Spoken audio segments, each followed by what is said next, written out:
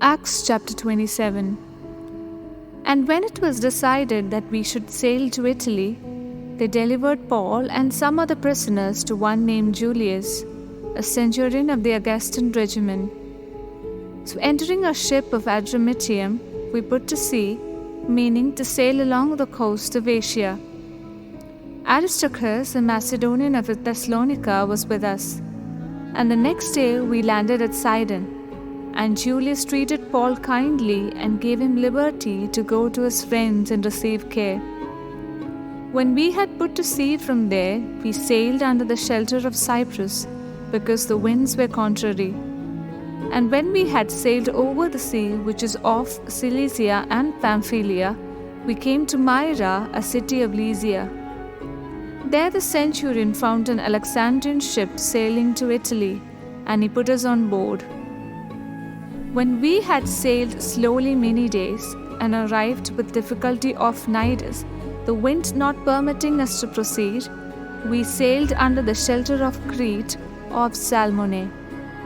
Passing it with difficulty, we came to a place called Fair Havens, near the city of Lasea. Now when much time had been spent, and sailing was now dangerous because the fast was already over, Paul advised them, saying, Men, I perceive that this voyage will end with disaster and much loss, not only of the cargo and ship, but also our lives.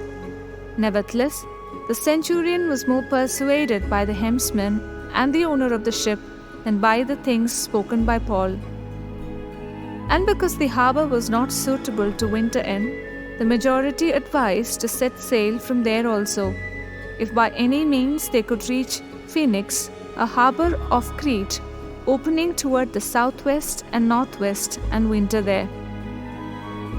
When the south wind blew softly, supposing that they had obtained their desire, putting out to the sea, they sailed close by Crete.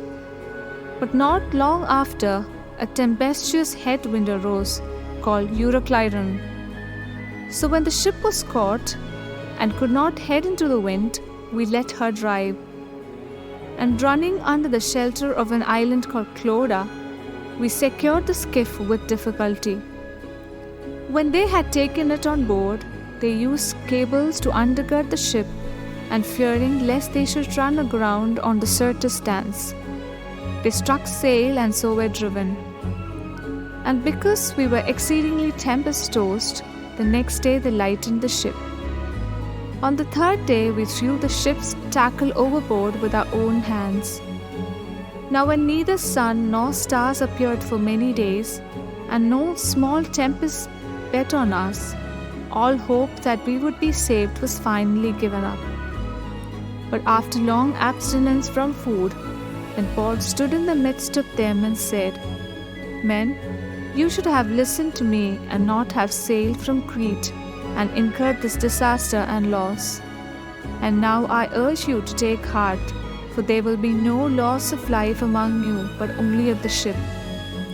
For there stood by me this night an angel of the God, to whom I belong and whom I serve, saying, Do not be afraid, Paul.